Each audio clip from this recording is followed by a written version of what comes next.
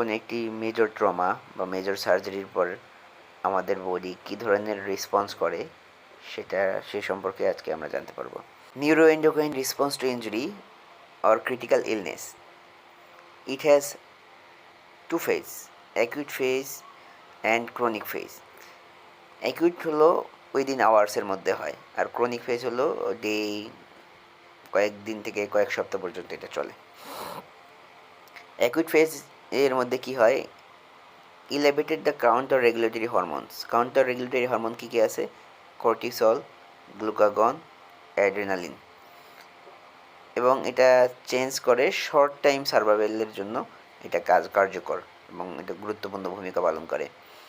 আর chronic ফেজের ক্ষেত্রে কি হয়, যে হাইপোথ্যালামিক সাপ্রেশন হয়, হাইপোথ্যালামাসটাকে সাপ্রেশন করে এবং কাউন্টার রেগুলেটরি হরমোনটা কমে যায়। পরবর্তীতে এটা কি করে, ক্রনিক ওয়াস্টিং করে।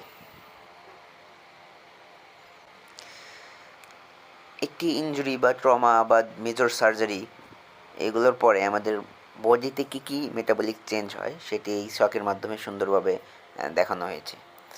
একটি ইনজুরি হয় তখন অ্যাফারেন্ট নসিসেপটিভ পাথওয়েটা ব্লক হয়ে যায় বা ব্যাহত হয়।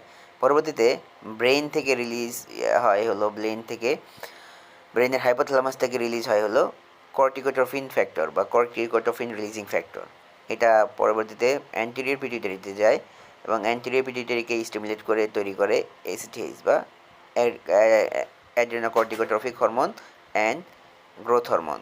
এই দুটাকে স্টিমুলেট করে, প্লাজমাতে এই দুইটা হরমোনের লেভেল বেড়ে যায়।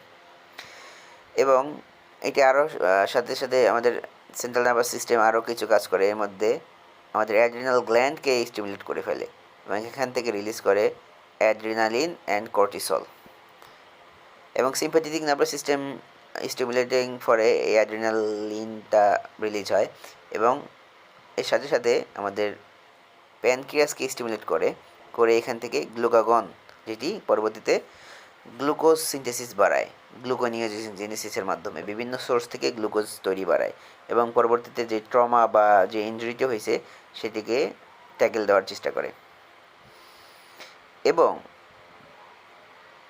এই অ্যাফারেন্ট নসিসেপটিভ পাথওয়েটা এই স্টিমুলেট হওয়ার পরে কি হয়, ইনেট ইমিউন সিস্টেমটা স্টিমুলেট হয় এবং release of interleukin 1, DNA factor alpha, interleukin 6 and interleukin 8। The insulin release কমে যায় এবং ইনসুলিন টেস্টোস্টেরন রিলিজ কমে যায়